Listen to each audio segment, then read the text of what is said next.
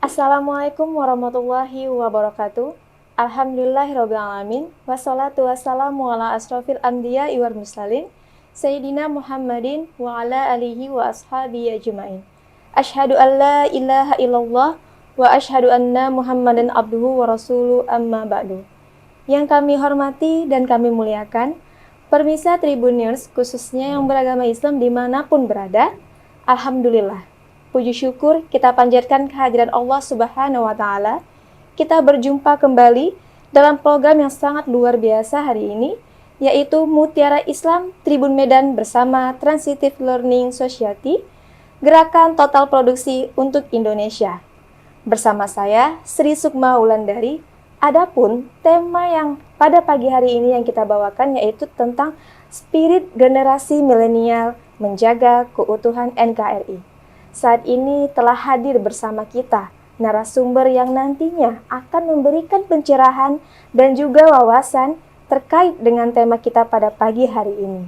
Bersama Al-Mukarram Ustadz Kiai Haji Muhtaram SAG, beliau juga salah satu fungsionaris Transitive Learning Society. Assalamualaikum Kiai. Selamat datang dan terima kasih atas waktunya hari ini. Waalaikumsalam warahmatullahi wabarakatuh. Masya Allah.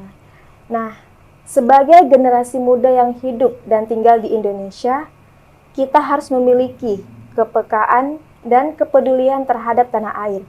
Karena mencintai tanah air merupakan sebagian daripada iman. Sebagai generasi muda, kita harus memiliki semangat berbakti kepada tanah air. Namun, kita juga harus turut serta dalam menjaga keutuhan NKRI. Ingin tahu bagaimana diskusi yang akan kita bahas pada pagi hari ini?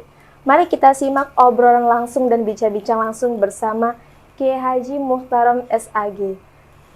Mungkin bisa disapa untuk pemirsa Tribunusnya, Ustaz? Iya, terima kasih atas waktunya saya sampaikan pada host pada hari ini. Sebelumnya, Assalamualaikum warahmatullahi wabarakatuh. Waalaikumsalam warahmatullahi wabarakatuh.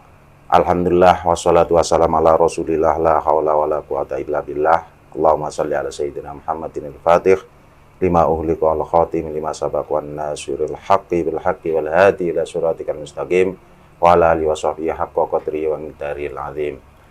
Yang saya hormati dan saya cintai para pemirsa Tribun, alhamdulillah pada hari ini kita diberikan kesehatan oleh Allah Subhanahu wa Ta'ala sehingga bisa bertemu, bertatap muka di ruang ini dengan tujuan berdiskusi atau mendiskusikan tentang spirit milenial untuk mempertahankan NKRI. Sebelum masuk ke diskusi, saya mau menceritakan sedikit atau membuka sedikit tentang bagaimana peran milenial, kaum milenial untuk membangun atau mempertahankan negara Kesatuan Republik Indonesia yang sangat kita cintai ini.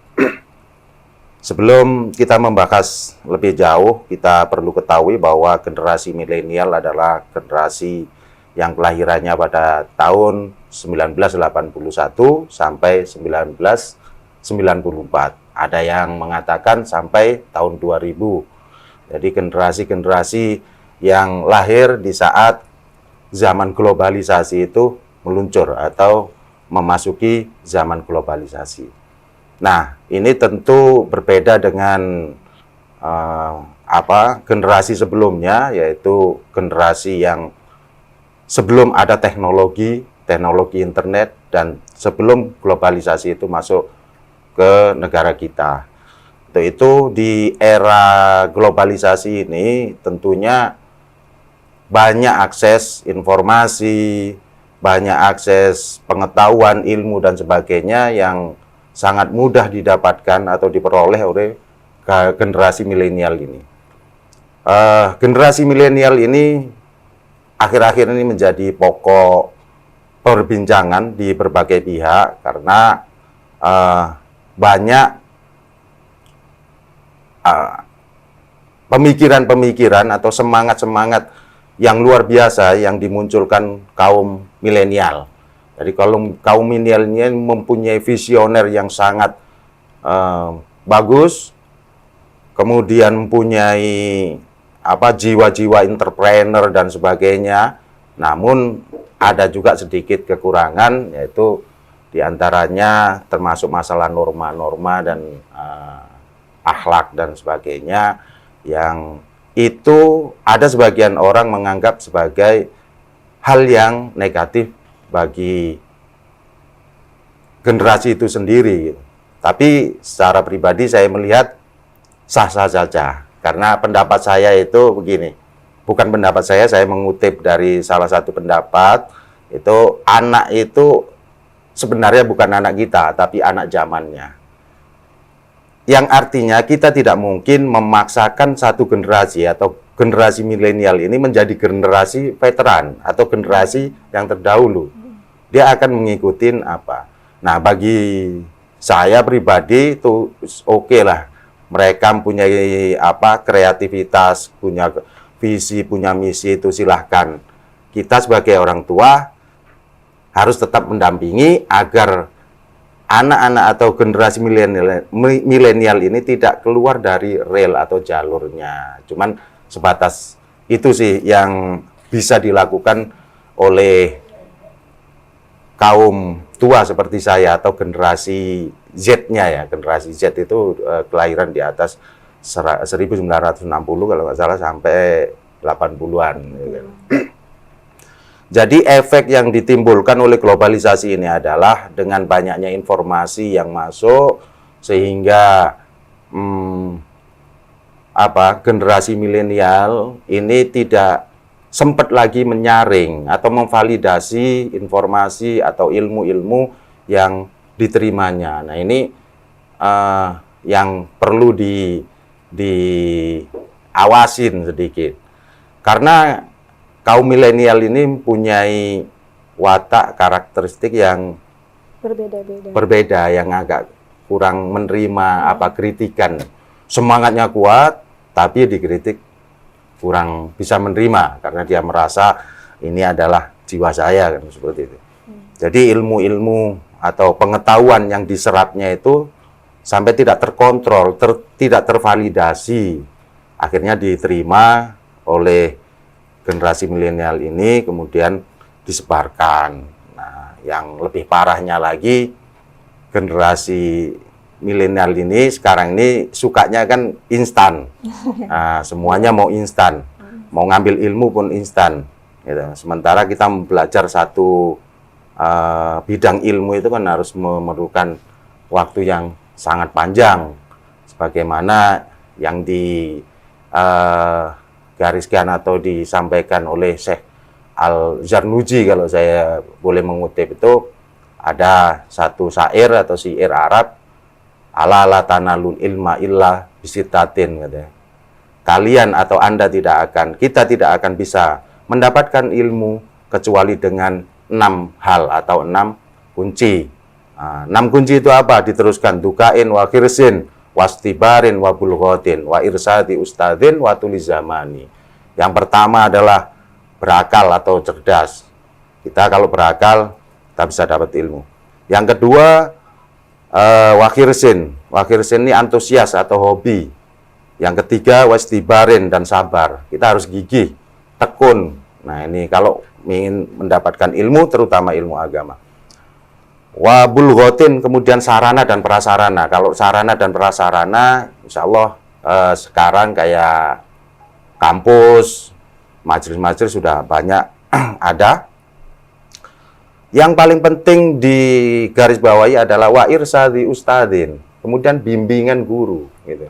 Kenapa? Agar ilmu yang kita ambil ini ada validasinya, ada yang mengarahkan, udah betul belum pandangan ini, udah betul belum ilmu ini. Nah, itu yang bisa mengarahkan atau memvalidasi sebuah ilmu adalah otomatis guru.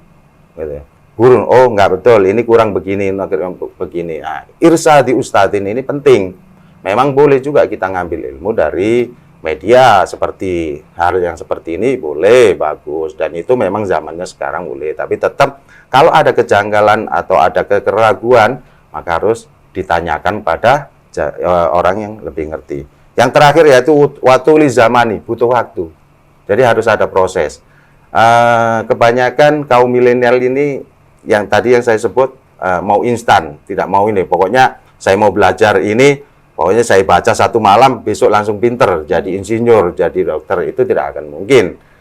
Sebagaimana orang berkuliah memerlukan beberapa tahun, ada proses skripsi, proses apa dan sebagainya. Nah, ini adalah proses.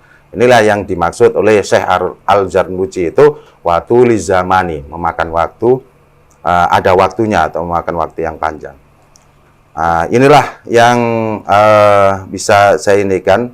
Sebenarnya saya kepingin lebih menyorotin generasi milenial ini untuk menteladani beberapa pendahulu kita di dalam berdakwah atau sebagaimana yang dicontohkan, kalau boleh saya mengutip itu ini cara dakwanya Wali Songo gitu.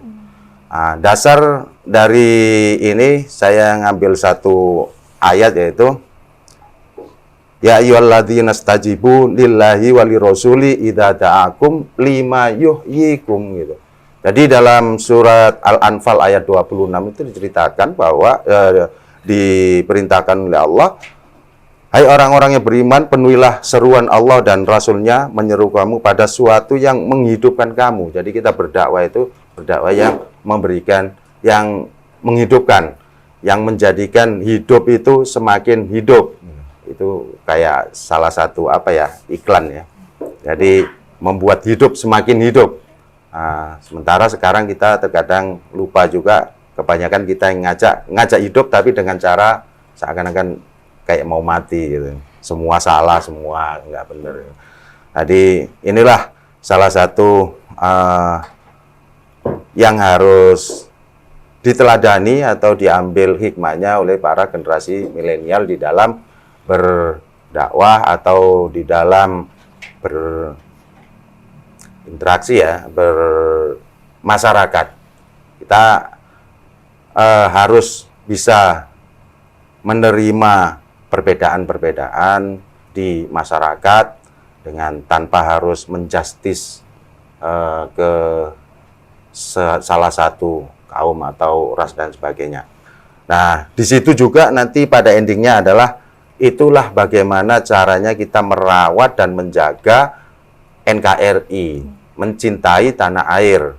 Dan mencintai tanah air itu adalah wajib.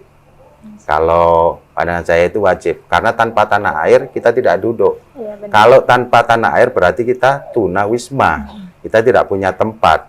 Nah, dalam Al-Quran sendiri pun Nabi Ibrahim pernah berdoa, ya Allah, berikanlah keamanan untuk negeri ini, dan itu ada di Al-Quran surat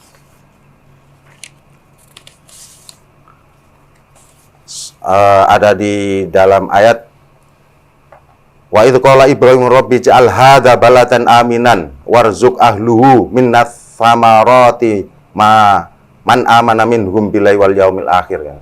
Jadi Nabi Ibrahim itu berdoa, ya Allah, berikanlah keamanan untuk negara ini. Tanpa cinta tidak mungkin Nabi Ibrahim ini berdoa seperti ini.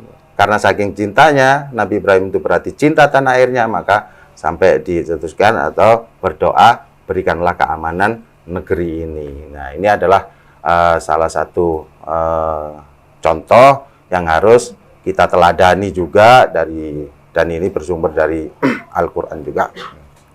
Saya rasa itu dari pembukaan dari saya. Selanjutnya silahkan. Masya Allah.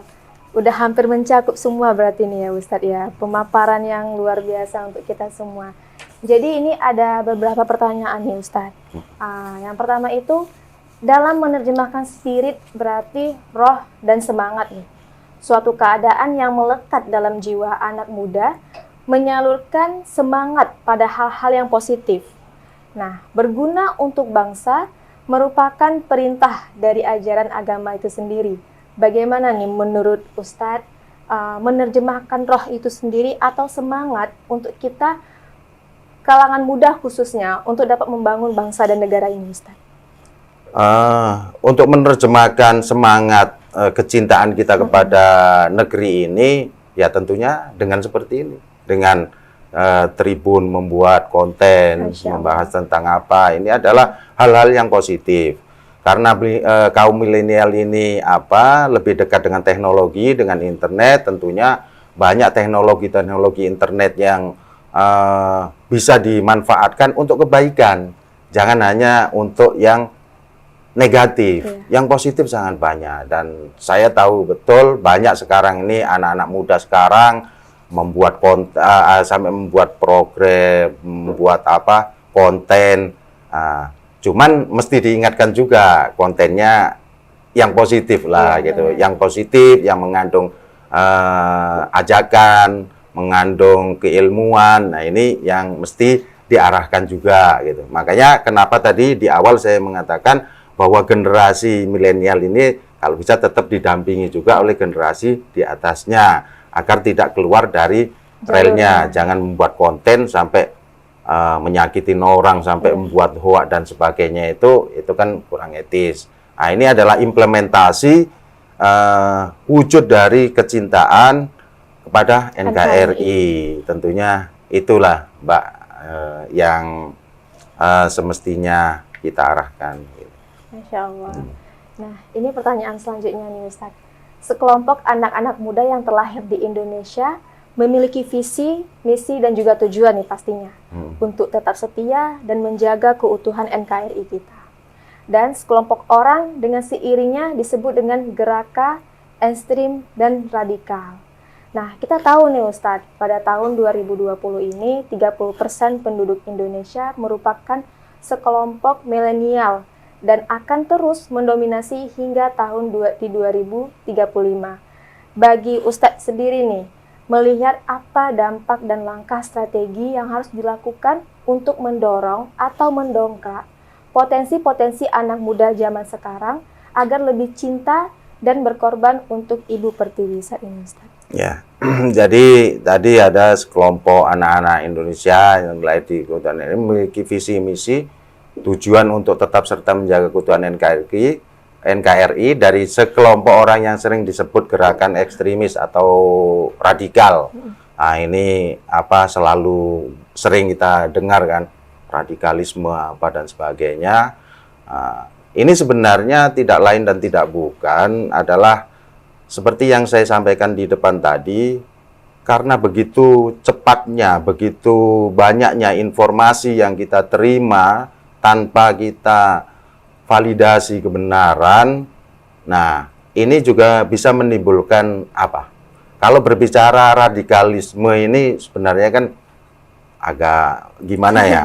Radikalisme ini contohnya gimana sih? Tapi setelah saya lihat-lihat itu yang dimaksud orang radikalisme ini kan seperti di Indonesia ada bom bunuh diri, ada apa dan sebagainya. Ini adalah ideologi-ideologi yang dibawa oleh mereka dari luar kemudian diterapkan, dipakai di Indonesia yang tentunya bisa jadi tidak sama gitu. Jadi gerakan ini, radikalisme ini kan kemudian sampai orang mau harus bunuh diri, pokoknya yang nggak ikut kelompok dia harus bunuh diri. Secara tidak langsung dia akan merasa dialah yang paling benar gitu. Dia yang paling benar, maka bagi yang tidak ikut kelompok saya, ya saya bom aja gitu. Nah, ini radikal yang saya lihat itu yang dimaksud radikalisme adalah seperti itu. Untuk itu informasi atau ilmu atau pengetahuan itu tetap harus kita tanyakan atau kita validasi dengan orang yang lebih tahu. Betul nggak kira-kira membunuh orang itu halal hukumnya gitu. Nah, maka di situ nanti kita akan kupas gitu. Kalau membunuhnya ini, kalau di Indonesia membunuh orang ya nggak mungkin halal dong. Karena Indonesia dalam kondisi tidak perang, semua pun aman-aman saja gitu. Kalau masalah perselisihan sedikit-sedikit, kemudian masa terus mesti perang. Gitu. Jadi menurut saya sih itu. Kemudian tadi disambung bahwa di tahun 2000 penduduk Indonesia merupakan kelompok milenial akan terus mendominasi. Untuk itu memang 30% luar biasa besar, hampir 50% kan yang kaum milenial ini akan mendominasi. Untuk itu pandangan saya sih begini, saat ini kita harus banyak kita gaungkan tentang apa itu kebinekaan, atau apa itu cinta NKRI, apa itu Pancasila dan sebagainya. Saya sempat miris juga kalau mendengar ada orang bertanya katanya lebih pilih mana, lebih pilih Pancasila atau Al-Quran, lebih pilih mana Rasulullah sama Presiden. Nah ini kan sebenarnya pertanyaannya nggak salah, cuman yang bertanya yang salah, menempatkan sesuatu yang tidak tempatnya. Tentunya Al-Quran tidak bisa dibandingkan dengan Pancasila. Presiden tidak bisa dibandingkan dengan Nabi Muhammad, dengan Rasulullah. Nah, ini makanya saya bilang yang bertanya yang salah, bukan pertanyaannya salah.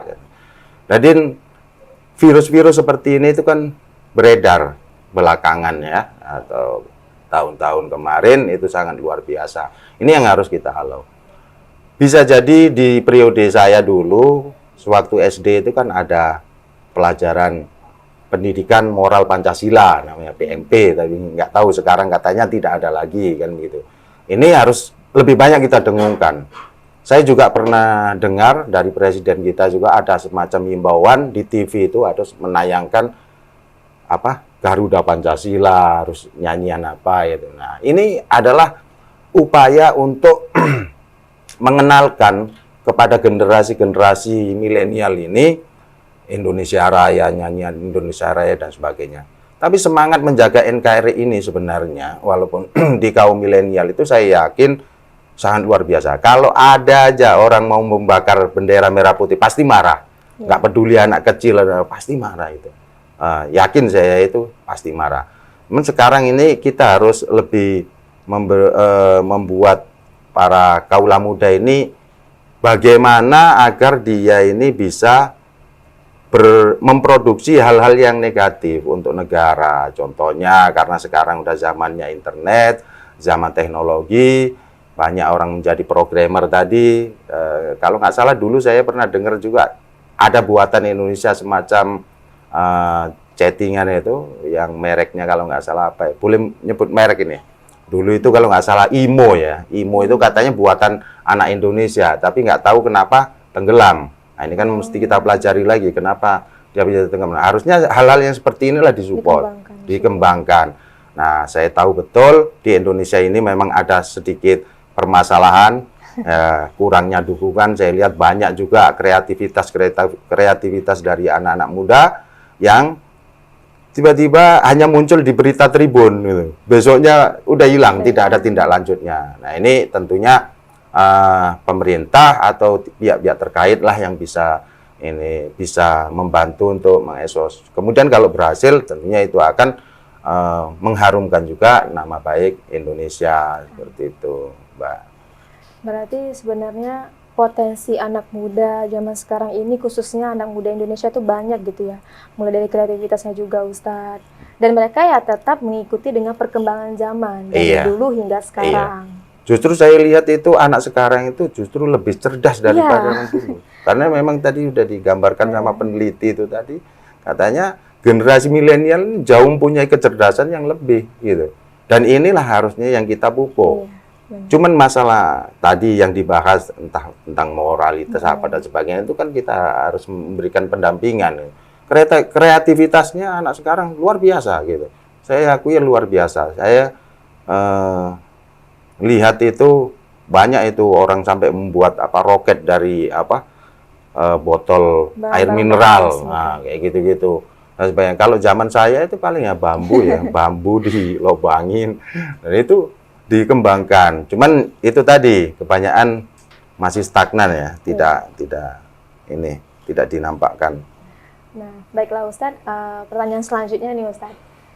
Nilai kebanggaan merupakan nilai yang di dalamnya terdapat berbagai suku, agama, ras, dan juga golongan bahasa. Perbedaan ini merupakan kenyataan yang dihadapi anak muda saat ini. Sehingga tantangan ke depannya bagaimana nih Ustadz? Anak-anak muda milenial dapat mengelola perbedaan ini Ustadz? Berbicara masalah perbedaan ini memang Indonesia ini luar biasa. Indonesia ini udah tidak ada negara saya rasa di dunia ini mungkin yang punya budaya adat istiadat yang sebanyak di Indonesia. Di Sumatera punya ini. Di Sumatera itu pun lagi ada adat, ada budaya-budaya yang lain dan sebagainya. Dan itu sebenarnya sudah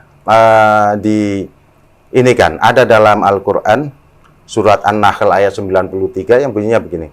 Walau sya'allahu ja'alakum ummatan wahidatan walakin yudhillu may yasha wa yahdi may yasha. Walau sya'allah la ja'alakum ummatan wahidatan. Yang artinya itu begini, sebenarnya Allah itu bisa aja membuat umat ini satu macam aja gitu. Bisa aja. Itu loh. Ini terjadi. Walau sya'allahu la ja'alakum ummatan wahidatan. Dan kalau Allah mengendaki, niscaya Allah menjadikan kamu satu umat saja. Itu kalau mengendaki. Sementara sekarang ini seperti di Indonesia ini ada bersuku-suku, ada berarti kan memang sudah kehendak Allah. Ini kan berarti kehendaknya Allah. Firman ini memiliki makna bahwa sungguhnya Allah bisa saja menjadikan manusia itu hanya terdiri dari satu bangsa. Namun kenyataannya Allah mengendaki adanya keragaman bangsa untuk menegakkan prinsip lita'arofu, yaitu untuk saling mengenal. Nah, saling mengenal di antara kita ini. Kemudian adalah satu pesan dari ulama kita terdahulu, yaitu dalam bernegara ini ada ruhut ta'adudiyah atau semangat kebinekaan. Semangat kebinekaan ini adalah melestarikan Islam Indonesia. Kalau tidak boleh, ada sebagian yang mengatakan melestarikan Islam Nusantara yang harus dijaga. Sementara ada beberapa orang yang mengartikan bahwa Islam Nusantara itu seperti kemarin, ternyata Islam Nusantara itu begini-begini. Sebenarnya tidak, yang dimaksud dengan Islam Nusantara adalah Islamnya tetap, tapi tetap harus menerima perbedaan-perbedaan budaya dan sebagainya itu tadi. Seperti contoh, di Sumatera Utara ini, atau di Medan ini banyak ada apa itu? Tepung tawar ya. Tepung tawar. Nah, ini kan adat-adat yang tetap bisa dilestarikan. Bukan berarti agamanya yang dirubah, tapi menghormati budaya-budaya yang ada di satu daerah. Inilah yang harus ditanamkan juga kepada kaum milenial. Gitu. Oke. Baiklah Ustadz, ini yang terakhir nih Ustadz. Satu hal yang tidak bisa kita jauhkan dari generasi milenial saat ini adalah kemampuan dalam memainkan alat teknologi. Nah, bagaimana nih agar anak muda ini dapat melakukan gerakan total produksi untuk membangun bangsa Indonesia yang lebih maju dan produktif sebagai wujud dan keutuhan NKRI sendiri, Ustaz? Ya, karena sekarang adalah dunianya teknologi seperti itu, sebenarnya apa yang bisa dibuat seperti ini, program ini yang dimotori oleh apa tadi, Transitive Learning Society ini. Ini adalah karya atau gerakan anak-anak muda di dalam berdakwah juga. Kemudian dinaikkan ke dunia online ya. Ini kan satu hal produktivitas yang mesti didukung dan mesti disupport oleh semua pihak. Itu diantaranya, dan masih banyak lagi melalui gadget atau Android kita bisa membuat konten. Kalau tidak bisa membuat apa, minimal cute lah, cute diambil nanti yang dari sumber yang betul, dibuat cute, diinikan.